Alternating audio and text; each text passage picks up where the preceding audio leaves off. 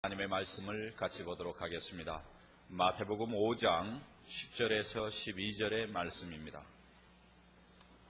신약성경 6페이지 정도에 있습니다. 마태복음 5장 10절에서 12절의 말씀을 우리가 함께 보도록 하겠습니다. 그렇게 길지 않기 때문에 우리 같이 소리를 내어서 같이 읽도록 하겠습니다. 같이 읽습니다. 의를 위하여 핍박을 받는 자는 복이 있나니 천국이 저희 것입니다.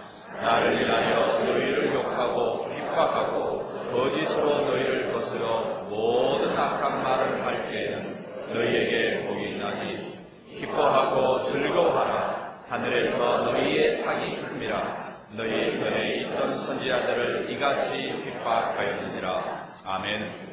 읽어드린 이 말씀을 중심으로 해서 주를 위해 핍박받으면 이라는 제목으로 우리 옥한 목사님께서 말씀을 전해 주시겠습니다.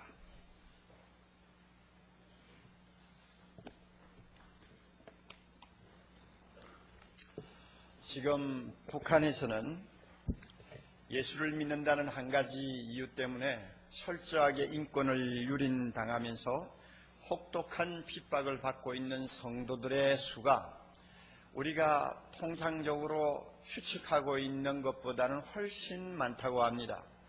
어떤 사람은 수만 명, 어떤 사람은 최소로 10,000명은 있다, 이렇게 말을 하고 있습니다. 어떻게 흘러들어온 것인지는 모르지만 저는 최근에 편지 한 장을 받았습니다. 북한에 있는 지하교회 성도들이 오늘 21일을 특별히 금식기도일로 정해서 그들이 하나님 앞에 간절히 기도하기로 작정했다는 것입니다. 그러면서 그들의 기도에 남한교회가 좀 동참해 주기를 요청하는 것입니다. 따라서 이 요청이 우리 한국 전국교회에 제대로 전달이 안 되었습니다. 너무 시간이 짧아가지고요. 그러나 제가 그 편지를 읽으면서 우리 교회만이라도 참 오늘 하루는 다른 모든 기도를 옆에 제쳐놓고 그들을 위해 기도해야 되겠다 하는 생각을 했습니다. 제가 또 북한에서 예수 믿는다는 이유 때문에 고통을 당한 어느 형제의 간증문을 직접 읽은 일이 있습니다. 무슨 글자인지 알아보기 힘든 편지였습니다마는 그 안에 그는 이런 말을 했습니다. 예수 믿는다는 이유로 보이부에 끌려가서 여러 달 동안 독방에서 온갖 고초를 당하며 고문을 당하며 고통을 받았다고 합니다. 놀란 것은 그곳에 가서 보니 거기에 끌려온 사람들의 80%가 다 예수 믿는다는 이유 때문에 와서 고생을 하고 있더라는 것입니다. 그 가운데는 80 먹은 노파도 끼어 있었고 그들 중에 상당수는 너무 고문을 당하고 또 매를 맞아가지고 더 이상 정상적으로 걸을 수 없을 만큼 장애자가 된 사람들도 한두 명이 아니고 정기 고문을 받아서 정신이 돌아버린 사람들까지 있었다고 합니다.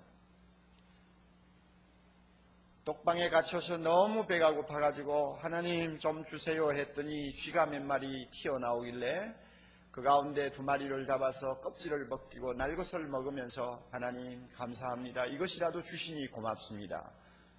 하며 기도했다는 글을 제가 보았습니다.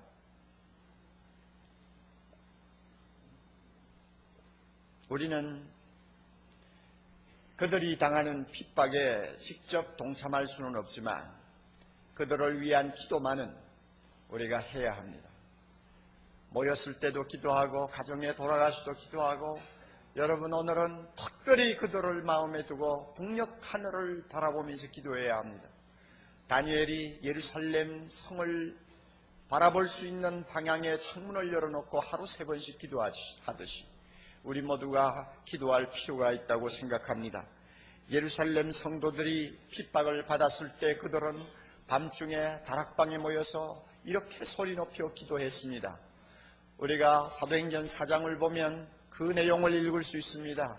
주여 저희의 위협함을 하감하옵시고 주여 저희가 핍박당하는 것을 굽어 보옵시고 종들로 하여금 담대히 하나님의 말씀을 전할 수 있게 하시며 손을 내밀어 병을 낫게 하시고 표적과 기사가 거룩한 종 예수의 이름으로 이루어지게 하옵소서 하고 그들은 소리 높여 기도했습니다.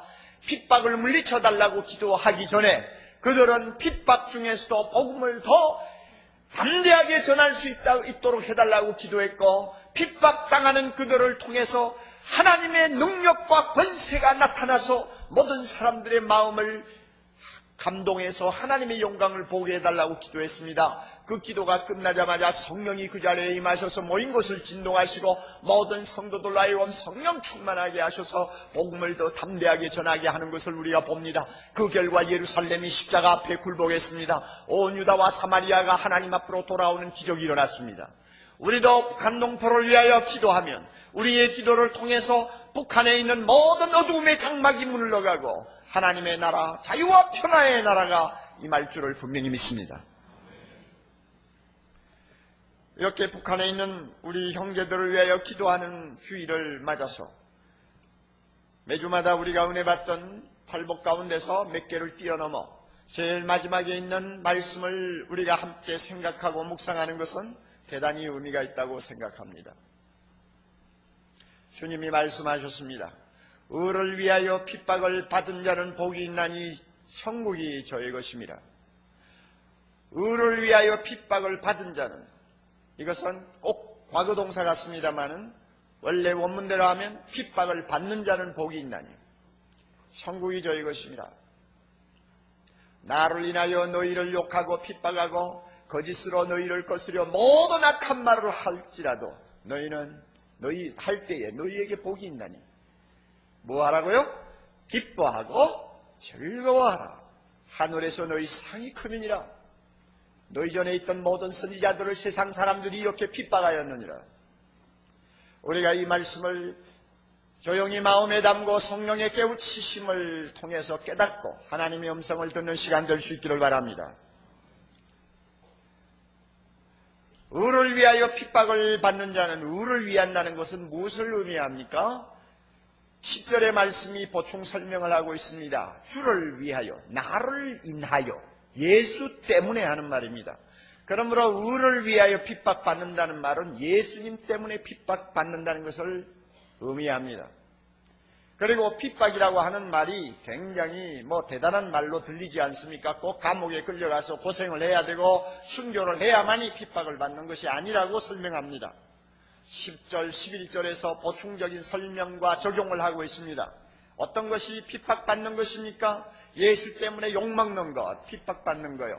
예수 때문에 모욕당하는 것, 핍박받는 거요. 예수 때문에 어떤 면에서는 중상모략을 당하고 손해를 보는 것도 핍박당하는 것이라고 주님이 설명합니다. 이 핍박은 가정에서도 일어날 수 있고 평화와 자유가 보장되는 민주사회에서도 일어날 수 있고 직장에서도 일어날 수 있습니다. 또 북녘 땅에 있는 백성들처럼 정치가 잘못돼서 사상이 잘못돼서도 일어날 수 있는 것입니다. 어디서나 이런 핍박은 일어날 수 있습니다. 이럴 때 우리가 어떤 자세를 가지고 이 핍박을 감수해야 되느냐? 어떤 자세입니까? 불평입니까? 탄식입니까? 원망입니까? 아니요! 기뻐하고 즐거워하는 마음으로 핍박을 받으라. 그러면 하나님께서 약속한 엄청난 은혜가 있습니다. 천국이 저희 것이며 또 하나 하늘에서 뭐가 커요? 상이 크다.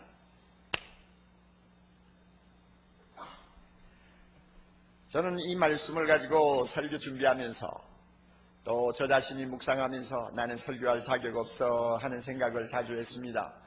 평생 핍박을 받아보았어야죠. 팔자 좋게 그래도 자유와 평화가 보장되는 나라에서 살면서 목사 되어 지금까지 설교했지만 아무도 내 멱살 잡고 가서 너 이 설교 왜 했냐고 모욕한 사람 없었고 그렇잖아요. 지금까지 예수 믿고 이것저것 얻을 것만 잔뜩 참 누리고 살았지 내가 핍박받은 게 뭐 있습니까?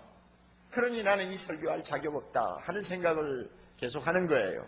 그리고 기뻐하고 즐거워하면서 핍박을 받으라고 했지만 저는요 가끔 뭐 전도 나가가지고 누구 보고 예수 믿으라고 하는데 어떻게 날 째려보면서 아주 모욕한다든지 뭐 좋지 않는 소리를 한마디 할 때는 기뻐하고 즐거워한 게 어디 있어요? 그것이 기분 나빠가지고 하루 종일 우울하게 지낸 일들이 한두 번이 아니거든요. 그러니까 저 자신이 볼 때 이건 뭐 자격이 없는 사람이에요. 그럼에도 불구하고 저는 이 말씀을 설교해야 된다고 확신했습니다. 왜냐하면 저를 위해서. 이 말씀을 설교함으로써 저 자신이 받을 은혜가 있어요. 또 사랑하는 형제자매들은 이 말씀을 들어야 돼요. 자유와 평화가 보장되는 세상에 무슨 핍박 이야기를 하느냐, 그러지 않아도 머리 아픈데 이렇게 하고 여러분이 듣지 않으면 여러분이 이 말씀을 통해서 하나님이 주시려고 하는 은혜를 다 놓쳐버려요. 그러므로 여러분은 들어야 돼요. 우리는 이 말씀을 들으면서 우리는 핍박당하고 있는 오늘 지구상의 많은 성도들에게 뒤지지 않도록 신앙생활을 해야 되겠다고 하는 각오가 필요합니다. 뿐만 아니라 우리 모두도 언젠가는 핍박을 당할지도 모르죠. 그때를 위해서 우리는 준비하는 사람이 되어야 합니다. 그리고 핍박당할 때만 즐거워하고 기뻐할 것이 아니라 핍박 없는 사회에서 신앙생활하면서 우리가 신앙생활하는 모습을 좀 더 밝게, 좀 더 기쁘게 간직하고 다시 한번 신앙생활을 시작해야 된다는 각오가 우리 모두에게 필요하기 때문입니다. 그러므로 우리가 이런 말씀을 조용히 들으면서 은혜를 받아야 합니다. 첫째로 우리가 꼭 알아야 할 것이 있습니다. 예수를 믿는 사람에게 핍박은 정상이라는 것입니다. 여러분, 우리가 복음서를 읽으면 놀라운 사실을 발견하게 됩니다. 마태, 마가, 누가, 요한을 쭉 읽으면서 예수님께서 하신 말씀들을 한마디 한마디 우리가 참 살펴보면요, 예수님은 굉장히 솔직하시다 하는 것을 금방 알 수 있습니다. 여러분, 나를 믿으면 너희들 핍박받을 것이다 하는 말 듣고 예수 믿을 사람 몇 사람이 될 것 같습니까?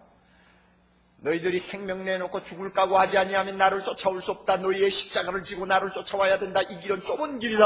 이 길은 고난의 길이다 하는 말 듣고 여러분 예수 믿고 주님 따라갈 사람이 있겠어요? 우리 인간적으로 생각하면 아무도 그런 소리 듣고 예수 믿을 사람 없을 것 같아요. 그럼에도 불구하고 예수님은 대놓고 이야기합니다. 내놓고 이야기해요. 나를 따르려거든 내 십자가를 져라. 나의 가는 길은 고난의 길이다.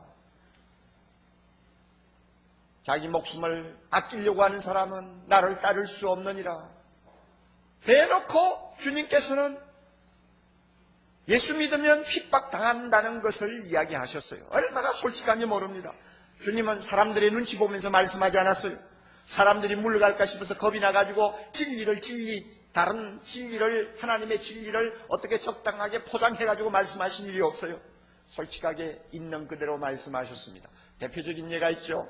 요한복음 15장 29절 30절 말씀을 보면, 19절 20절 말씀을 보면 그는 이렇게 말씀합니다. 너희가 세상에 속하였으면 세상이 자기 것을 사랑할 터이나, 다시 말하면 너희가 세상에 속해 있으면 세상이 너희를 절대 핍박하지 않는다. 제 새끼 미워하는 부모가 없듯이 세상이 너희를 사랑할 것이지만은 너희는 세상에 속한 자가 아니요 도리어 세상에서 너희는 나의 택함을 입은 자이므로 세상이 너희를 미워하느니라.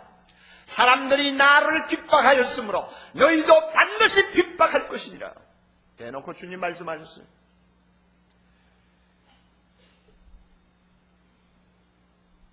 그럼에도 불구하고 예수의 제자들은 주님을 따라갔습니다. 그리고 한평생 복음 전하다가 다 순교했어요. 예수 믿으면 이 세상에서 핍박당한다는 것을 다 알면서도 초대교회 성도들은 모두가 예수 믿고 주님 따라갔습니다. 그 결과 그들은 가족을 잃었습니다. 직업을 잃었습니다. 세상으로부터 따돌림을 받고 나중에는 핍박받아 산속에서 유리하고 사막에서 유리하다가 굶어 죽었습니다. 어떤 사람은 끌려가서 거진 고문을 당하다가 결국은 형장에서 아무도 보지 않는 외로운 그 자리에서 주님 이름 부르면서 순교했습니다. 알면서 다 따라갔어요.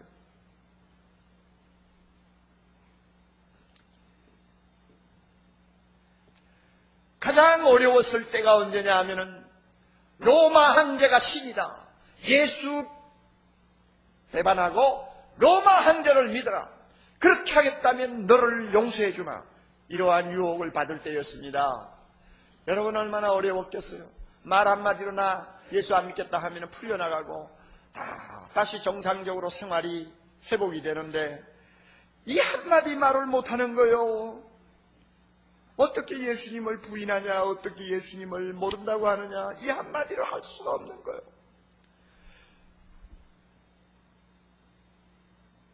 결국 그 한마디 말을 못해가지고 사람들이 볼 때는 가장 바보 같은 인생의 종말을 고한 사람들이 초대교회 안에 수십만이 있었습니다. 사자굴에 던지움을 받고 십자가에 못 박힘을 받고 화형을 당하고 자식들은 뿔뿔이 흩어져서 고아가 되어가지고 어떻게 됐는지 알 수도 없는, 부모로서는 견딜 수 없는 고통과 아픔을 당하면서도 예수 모른다는 말 한마디를 할 수가 없어서 주님이 가신 그 길을 따라간 성도들이 얼마나 많았는지 모릅니다. 공산주의가 그 어두운 그림자를 지구 한 모퉁이에 덮을 때 시베리아에, 소련의 동구권에, 북한의, 중공에 얼마나 많은 성도들이 생명 걸고 싸우다가 형장에 이슬로 사라졌는지 모릅니다. 시베리아 형무소에 끌려가서 수십 년 동안 고통하면서도 예수 모른다, 나는 예수 안 믿겠다는 그 말 한마디 못해가지고 한 생을 수용소에서 늙어버린 사람이 한두 명이 아니고요. 저 북한에 보세요. 아오지 탄광 같은 죽음의 탄광에 끌려가서 그곳에서 하루 종일 석탄 캐다가 나중에는 피를 토하고 한 생을 마친 성도들이 얼마나 많은지 모릅니다. 지금도 예수 모른다는 말 한마디 못해가지고 북한에서는 너무나 어려운 한 생을 살고 있는 사람들이 있습니다.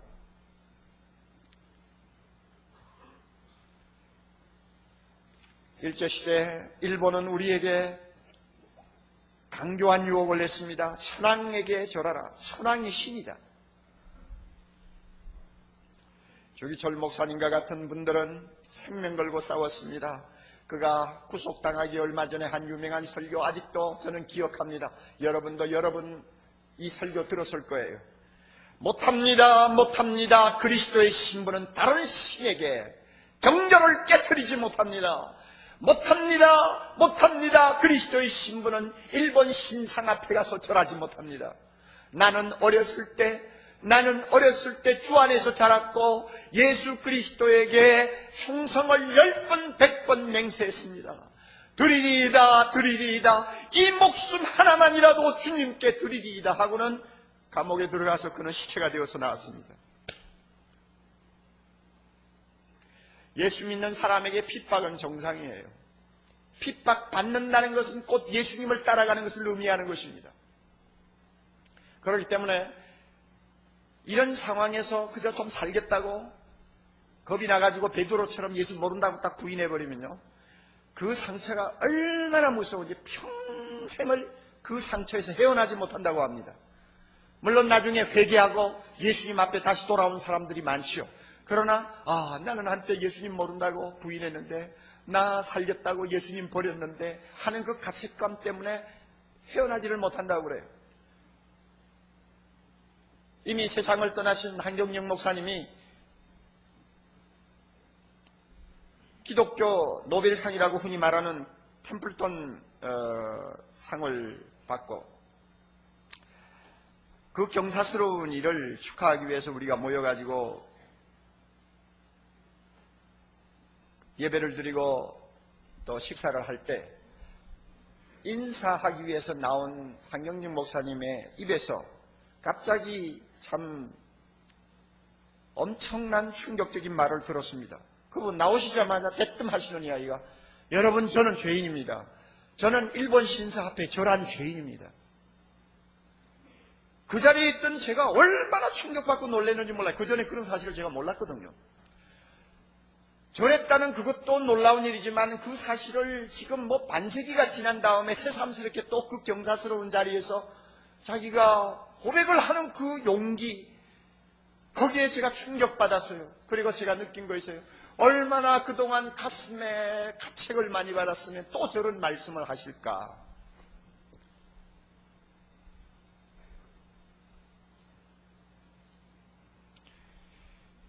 그러므로 할 수 있으면 핍박당할 때 성도들은 주님을 모른다는 말을 안 하려고 합니다. 그리고 나중에는 생명을 빼앗긴 한이 있더라도 주님 만날 때 부끄럽지 않도록 하려고 합니다. 그래서 오늘 북한에 있는 많은 성도들이 피를 흘리고 있어요. 지금도 전 세계적으로는 많은 핍박이 있습니다. 97년도 10월 리더스 다이제스트, 이거는 기독교 잡지가 아니에요. 우리가 다 잘 아는 잡지죠. 거기에 이런 말이 있었습니다. 오늘날처럼 기독교가 신앙 때문에 박해를 받은 일이 역사상 별로 없었다고 했습니다. 무슨 소리 하나? 제가 읽으면서 보았더니 진짜 그래요. 1900년대 20세기에 전 세계적으로 2억에서 2억 5천만이 넘는 사람들이 예수를 믿는다는 이유 때문에 혹독한 핍박을 당하고 있었다는 것입니다. 그래 가만히 보니까 그 말이 과장된 거 아니에요. 공산 치하에서 고통당한 사람들의 수가 얼마인지 우리가 어떻게 합니까? 여러분 그렇잖아요. 그리고 지금도 해교권에서 예수 믿는 것 때문에 종교적인 핍박을 당해서 죽어가는 사람들이 얼마나 많으냐. 저 수단에는 인구의 5분의 1이 크리스찬입니다. 그런데 그 인구 5분의 4에 해당하는 해교도들에게 핍박을 받아 누바라고 하는 지방에 있는 사람들은 지난 10년 동안 청년들만, 남자들만 50만 명이 끌려서 순교당했어요. 북한에는 지금 얼마나 많은 사람들이 예수 때문에 순교를 당했는지 우리는 수치조차도 갖고 있지 않아요. 그들은 고문을 당했습니다. 노예처럼 인권 유린을 당했습니다. 강간당했습니다. 투옥당했습니다. 가족들이 다 뿔뿔이 흩어져서 다 격리당했습니다. 평생 동안 중노동 하다가 그 자리에서 죽었습니다. 여러분 분명히 알고 있어야 돼요. 예수님 따라가는 길은 어떤 길이냐?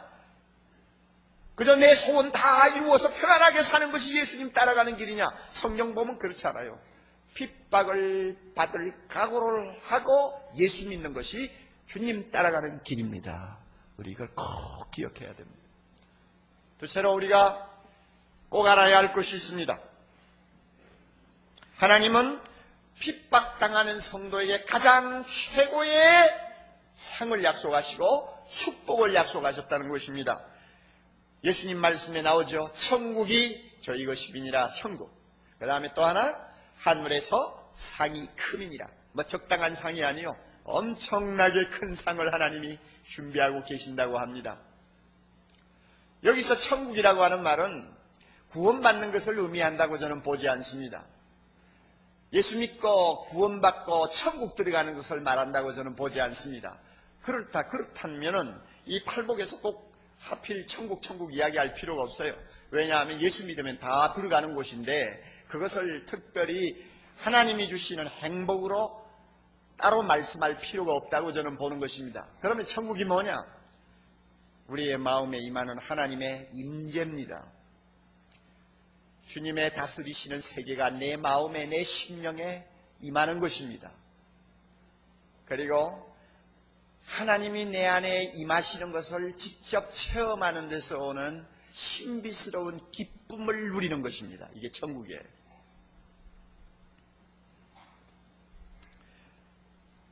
여러분 한번 생각해 보세요. 우리가 핍박받는다고 합시다. 그러면 핍박을 자꾸 혹독하게 받기 시작하고 이제는 막다른 골목까지 가면요, 오직 한 분을 놓치지 않기 위해서 나머지는 전부 버려야 합니다. 자 보세요. 오직 한 분이 누구요? 예수 그리스도 놓치지 않기 위해서. 이것을 끝까지 붙들기 위해서는 모든 것을 다 포기하고 희생하는 것입니다. 마치 바울이 타고 가던 배가 조난을 당하자마자 살아남기 위해서 배 안에 있는 것을 자꾸 내버렸잖아요. 나중에는 양식까지도 마지막으로 먹고 남아있는 것을 다 버렸어요. 배를 가볍게 하기 위해서. 다 버리는 거예요. 나중에는 몸과 배만 남아요. 마찬가지로 핍박을 당하면은 예수님 한 분 끝까지 따라가기 위해서 부모도 버립니다. 처자도 버립니다. 나중에는 재산도 뺏깁니다. 다 뺏기는 거예요. 다 버리는 거예요. 자, 그렇게 되면 마음이 텅텅 비어요. 빈 마음이 돼요. 그 빈 마음에 무엇이 임하는지 압니까? 천국이 임하는 것입니다.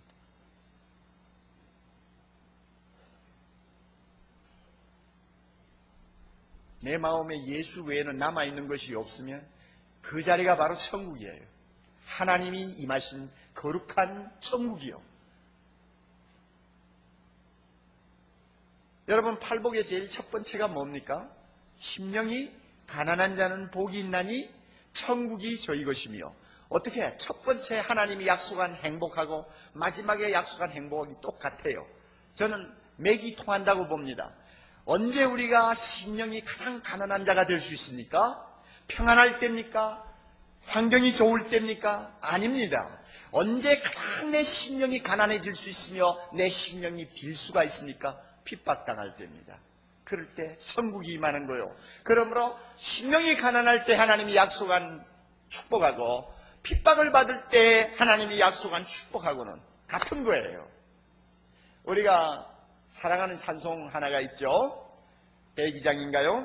주 예수보다도 더 귀한 것은 없네. 예? 주 예수보다도 귀한 것은 없네.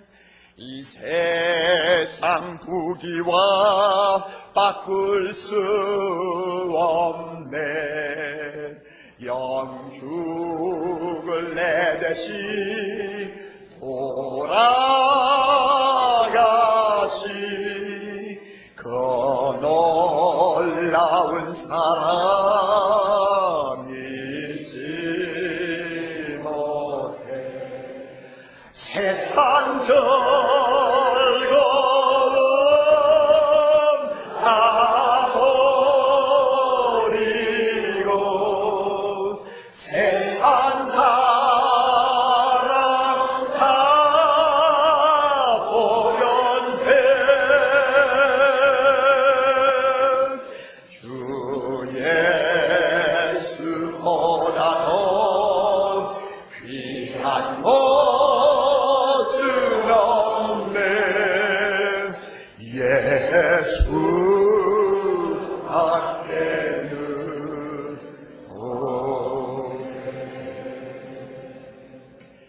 이 찬송 부르는 사람의 심령은 천국이에요. 예수 외에는 없어요.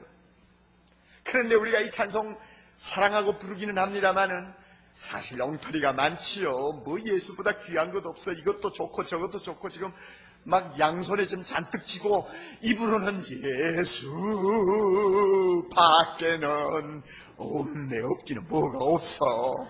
예? 저도 그렇고 여러분도 그렇잖아요. 평안할 때, 망가지가 잘 될 때 예수 믿고 복만 받았다고 생각할 때는 너무 눈에 드는 것이 많으니까 입으로는 예수밖에 없다고 하면서 이것도 저것도 다 마음에다 집어넣어가지고 쌓아놓고 살지 않아요? 그래요, 안 그래요? 그게 대답해요, 대답하려면. 그래요, 안 그래요? 그렇죠. 사실, 참이 우리가 이 평화로운 때는요, 우리 마음 비운다는 거 쉽지 않아요. 그런데 핍박당하면요, 하이든 자이든 간에 다 퍼내게 돼 있어요. 다 포기하게 돼 있어요. 그러다 보니까 심령에 주님만이 남는 거예요. 그것이 뭡니까? 천국이요. 천국이요.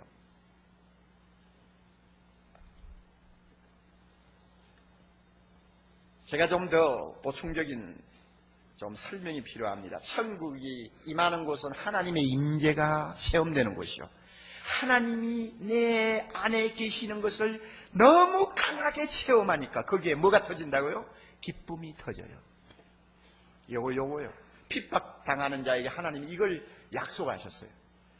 마크 갈리라고 하는 사람은 기독교 2000년 사이에 순교를 당한 사람들의 사적을 연구하는 학자입니다. 그분이 많은 순교자들을 연구한 다음에 결론적으로 이런 말을 했습니다.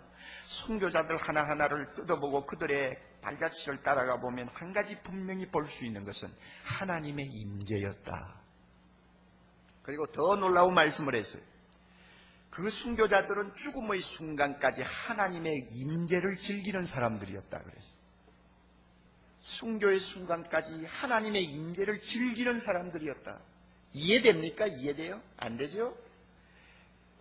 캐롤린 혹스라고 하는 사람은 지금 영국 상원의 부대변인으로 일하고 있는 사람인데 그는 믿음이 좋은 사람이에요. 지금 수단에서 핍박당하고 있는 성도들을 위해서 지난 10년 동안 그 수단에 17번이나 방문을 한 사람인데 그 사람이 다녀와가 쓴 글을 보니까 이런 말이 있어요. 핍박받는 교회 현장에 가면 항상 겸손하지 아니하면 안 되는 현상을 봅니다. 나로 하여금 한없이 낮아지게 만드는 일이 있습니다. 그것은 뭐냐? 핍박당하는 그들이 누리는 엄청난 영적 자원이었습니다. 다시 말하면 살아 움직이는 믿음이요, 기쁨이었습니다. 설명할 수 없는 기쁨이 그들에게 있었습니다. 약이 없어서 병들어가지고 약도 쓰지 못하고 죽어가면서도, 먹지를 못해가지고 뼈만 남아있으면서도 그들의 가슴에는 기쁨이 있었습니다. 그 기쁨 앞에 나는 한이 없이 겸손할 수밖에 없었습니다 하는 말을 했습니다. 바로 천국이 그들의 심령에 임하여 있는 것이죠. 성경에 가장 먼저 순교한 사람이 평신도 스데반이었지 않습니까? 그가 돌멩이가 날아오는 현장에서 무엇을 보았습니까? 하나님이 자기와 함께 있음을 봤어요. 예수 그리스도가 자기에게 있음을 봤습니다. 그것은 그 사람의 심령에 임한 천국을 환상으로 정확하게 보는 것입니다. 보라, 하늘이 열리고 인자가 서신 것을 보노라. 자기 마음에 임한 천국을 환상으로 역력하게 보면서 그것 때문에 황홀해서 견디지를 못해가 소리를 지른 것입니다.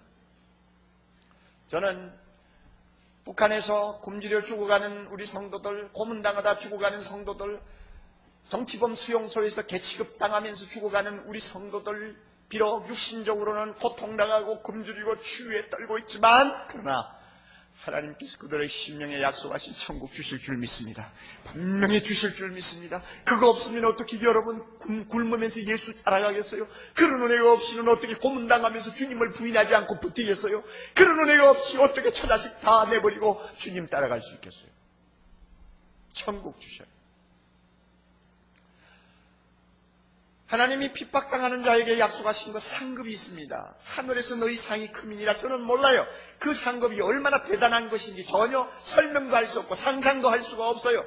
그러나 성경을 보면 핍박당하는 자를 위해서 특별히 두 가지를 하나님께서 상급으로 약속한 거 있습니다. 계시록 2장에 보면은 너희 앞에 다가오는 고난을 두려워하지 말라. 고난이 올 때 너희는 죽도록 충성하라. 그리하면 무슨 멸류관? 생명의 멸류관을 너희에게 주리라. 생명의 멸류관을 약속했습니다. 그리고 요한계시록 20장에 보면 이 세상에서 복음 전하다가 말씀 전하다가 목배임을 당한 사람들, 사탄의 앞제비가 되었던 짐승과 우상 앞에 절하지 않다가 핍박당해 희생당한 사람들이 그 자리에 있는데, 그들은 예수 그리스도와 함께 1000년 동안 왕노릇할 것이라고 말씀하셨어요. 주님과 함께 1000년 동안 왕노릇하는 것, 저는 그 영광이 얼마나 대단한 것인지 잘 몰라요. 이거 약속하셨어요. 생명의 멸류관, 그리고 주님과 함께 1000년 동안 왕노릇하는 영광, 이것은 편안하게 우리처럼 예수 믿다가 천국 오는 사람에게는 약속된 거 아닙니다. 이것은 특별히 핍박당하고 주님을 위하여 모든 것을 희생한 사람들에게 하나님이 약속한 축복입니다. 이런 것들이 있기에 주님은 너희들이 핍박당할 때 기뻐하고 즐거워하라 그랬습니다. 심령의 천국이 임하여서 그들의 심령이 기뻐하지 않으면 안 되도록 밑에서 받쳐주지 않아요. 그리고 눈을 열고 보면 주님이 약속하신 생명의 멸류관, 주님과 더불어 왕노릇할 영광이 기다리고 있는 것을 보지 않아요. 그러니까 핍박받아도 즐거워하면서 받아라, 주님이 우리에게 말씀하시는 것입니다. 루마니아에 살아있는 순교자라고 하는 범브란트 씨의 책을 제가 읽고 벌써 오래전에 읽었습니다만 너무나 한 구절이 기억에서 사라지지 않습니다. 그래서 설교 중에도 여러 번 말씀드린 일이 있어요. 여러분, 그분의 말 또 한 번 우리가 기억을 할 필요가 있습니다. 그는 체험적으로 우리에게 하나님의 말씀이 얼마나 진리인가를 증명하는 사람입니다. 핍박당할 때 그는 즐거워하면서 당했고 그 마음에 천국이 있어서 그렇게 즐거워하면서 핍박을 당할 수 있었다는 것을 자기의 경험을 통해 이렇게 말씀합니다. 제가 감옥에 보낸 14년의 횟수가 길게 여겨지지 않았던 것은 홀로 독방에 갇혀 있으면서 믿음이나 사랑을 뛰어넘는 어떤 기쁨을 하나님 안에서 발견하였기 때문입니다. 그 기쁨이란 이 세상 어느 것에도 견줄 수가 없는 아주 깊고도 아주 독특한 황홀경 같은 기쁨이었습니다. 그 기쁨 가지고 살다 보니 14년을 그저 몇 년처럼 보냈다는 말입니다. 여러분 이해가 되세요? 바로 그 감옥이 천국이었어요. 드디어 그가 추록을 하게 되었습니다. 감옥을 나올 때 그가 느낀 심정을 이렇게 참 거짓말하는 것처럼 표현하고 있습니다. 제가 감옥문을 열고 나오자 저는 마치 수십리로 뻗쳐 있는 평화롭고 아름다운 시골 전경이 환히 내다 보이는 아름다운 높은 산장에 살다가 갑자기 아무것도 안 보이는 평지로 내려오는 것 같은 느낌이었습니다. 천국에서 살다가 갑자기 나온 사람 같이 말하지 않습니까? 그러므로 여러분, 예수 믿고 절대 손해보는 법은 없습니다. 우리 중에 핍박당하는 형제자매 있습니까? 여러분 절대 손해보지 않아요. 하나님이 우리에게 주시는 은혜는 엄청난 것입니다. 그러므로요, 예수 믿어서 뭐 욕을 먹었다, 예수 믿어서 뭐 욕을 당했다, 나는 예수 믿어서 가족에게 쫓겨나왔다, 여러분 일시적으로 고통스럽고 어렵지만은 기뻐하고 즐거워하면서 그 핍박 받아야 됩니다. 아멘. 이것이 우리의 자세입니다. 자, 그렇다면 결론적으로 우리는 어떻게 해야 할 것인가? 우리는 핍박이 폭풍처럼 몰아치는 세상을 살고 있지 않습니다. 앞으로도 우리는 핍박받을 확률이 거의 없습니다. 저나 여러분이나 뭐 몇십 년 살지 모르지만 지금 상황을 봐가지고는 어떤 이변이 나지 않는 이상 예수 믿는 것 때문에 핍박당할 확률은 거의 없습니다. 그러면은 핍박을 받는 것이 정상이요, 핍박받을 때 즐거워하라고 하는 이 말씀은 내하고 관계없는 거 아니냐. 그러지 않아도 스트레스 받아 죽겠는데 오늘따라 왜 또 이런 말씀을 하냐, 아무 관계도 없는 이야기 하고 여러분이 생각할지 모르지만, 여러분 만약 그런 식으로 넘어가면 큰일 납니다. 성경 전체를 보세요. 예수 믿는 사람들이 핍박받아야 될 이야기를 20% 이상 하고 있어요. 그러므로 우리는 비록 핍박이 없는 세상을 살지라도 자세만은 똑바로 가져야 됩니다. 우리가 그리스도와 함께 영광을 받기 위해서는 고난도 함께 받아야 된다고 하는 로마서 8장 17절의 말씀을 마음에 두고 몇 가지 꼭 마음에 담아두어야 할 일이 있습니다. 첫째는 핍박당하는 자들의 고통을 같이 나눌 수 있어야 합니다. 어떻게 나눌 수 있느냐? 매일 그들을 위해서 기도함으로 나눌 수 있습니다. 다시 부탁드립니다. 동력에 있는 성도들을 하루도 잊지 마세요. 하루도 잊지 말고 그들을 위하여 기도하십시오. 이것이 그들의 핍박에 내가 함께 동참하는 것이요, 그들의 고통을 함께 나누는 것입니다. 기도만 할 뿐이 아닙니다. 그들에게 필요한 것들이 너무나 많습니다. 어떻게 도와주어야 할지 우리는 날마다 생각해야 합니다. 굶주린 그들에게 양식을 보내야 합니다. 헐벗는 그들에게 옷을 보내야 합니다. 인권을 유린당하고 있는 그들이 인권을 유린당하지 않도록 국제적인 어떤 채널을 통해서 압력을 가해야 합니다. 우리가 할 수 있는 모든 노력을 다해야 돼요. 이것을 위해서 우리는 비전헌금도 합니다. 비전헌금의 10분의 1은 북한 난민들을 위해서 우리는 씁니다. 우리는 이것을 위해서 또한 주보에 보면은 북한 난민을 위한 구자도 마련되어 있습니다. 그들을 생각할 때마다 단 1,000원이라도 여러분이 언제든지 마음을 표현할 수 있도록 우리가 길을 열어놓고 있습니다. 지난 수요일날 우리가 모여서 북한을 위해서 기도했습니다. 수요일 저녁 예배도 그들을 위한 특별한 기도였습니다. 예배였습니다.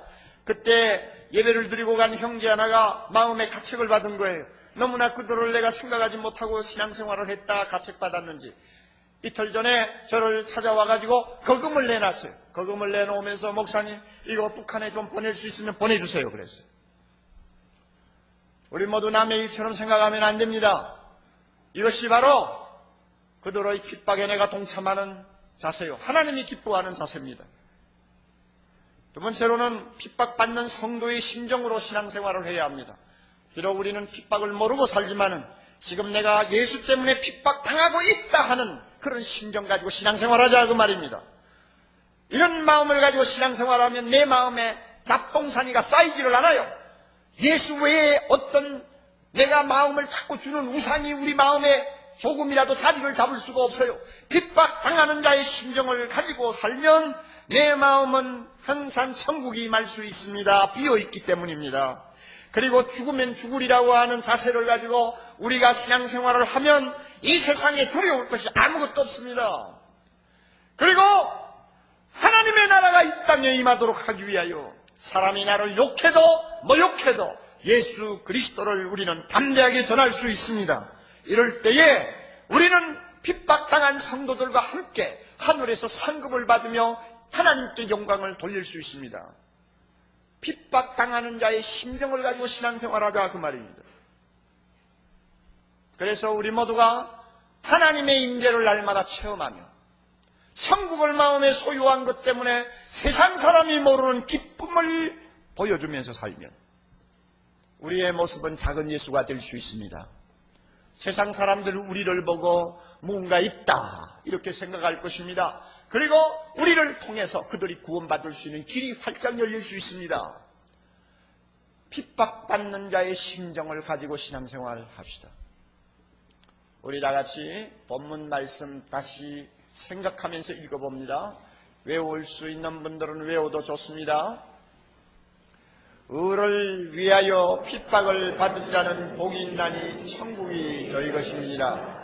나를 인하여 너희를 욕하고 핍박하고 거짓으로 너희를 거스려 모든 악한 말을 할 때에 너희에게 복이 있나니 기뻐하고 즐거워하라. 하늘에서 너희 상이 크니라. 너희 선지자들도 이와 같이 핍박하였느니라. 아멘. 이제 이 시간 우리 짧은 시간이지만 이용해서 북녘에 있는 우리 성도들을 위하여 함께 통성으로 기도하는 시간을 갖겠습니다. 여러분 금방 기도가 잘 안 나오죠? 성령께서 우리의 입을 여시고 마음을 열어주시기를 바랍니다. 좀 안 해보신 분들에게는 어색할지 모르지만 저와 함께 주여 삼창을 하고 우리 한 목소리로 하나님 앞에 부르짖읍시다. 그러면 우리의 기도를 통해 북한 땅이 흔들릴 것입니다.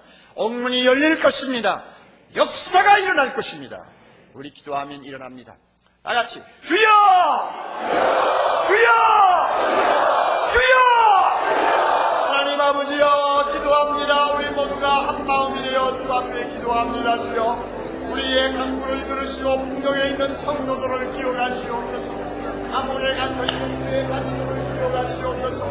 하나님이여 정치범 수용소에서 고통당하며 하루하루를 기억하시사는 우리 성도들을 기억하여 주옵소서. 어느 때까지입니까? 주여 어느 때까지입니까? 아버지여 어느 때까지 그들을 그대로 두시겠습니까? 이런 시간 그들의 그들의 빛을 찾아나오시고 하나님이여 하나님 그들로 하여금 입을 열어 강제히 하나님의 말씀을 증거하게 하시고 언제신 주여 그들로 하여금 또 하나님이여 손을 내밀어 본자를 낫게 하시고 가족과 기사가 거룩한 종 예수의 이름으로 이루어지는 역사가 있게 하옵소서. 하나님이 약속하신 대로 핍박당하는 그들의 심령에 천국을 주옵시고 하나님의 임재를 체험하게 하시고 하나님의 임재를 체험하는 가운데 말로 날 수 없는 기쁨과 하나님이여 즐거움을 맛보게 시사하게 하옵소서. 여호와여 여호와여 그들이 주의 재단에 안개와 같이 쏟아놓는 비를 나누시고 또 하나님이여 영탁을 짧게 하옵소서. 그들의 교회를 다시 주여 우리가 세울 수 있게 하시고 남북이 되어 주의 영광을 찬양합니다. 하루까지 임할 수 있도록 복을 내어 주시기 바랍니다. 하나님이여 그들에게 필요한 양식을 주옵시고 옷을 주옵시고 주여 그들은 나누고 다시 만들 수 있게 하시고 예수의 복이 덮여 있게 주시되어 어둠의 권세가 물러가고 하나님의 영광의 치유의 빛이 그 땅에 임할 수 있도록 주시게 주옵소서. 하나님, 거짓말하시지 아니하시는 하나님, 성실하신 하나님, 핍박당하는 자들을 주께서 눈여겨보시고 살피시고 그들과 함께 하시는 하나님 아버지, 오늘 주신 말씀대로 북녘에 있는 성도들에게 은혜를 주옵소서. 그 심령의 천국이 임하는 은혜를 주옵소서. 천국이 임함으로 하나님의 임재를 날마다 체험하고 하나님과 함께 동행함으로 인하여 세상 사람이 알지 못하는 기쁨이 그들의 가슴에 폭포처럼 쏟아지게 하옵소서.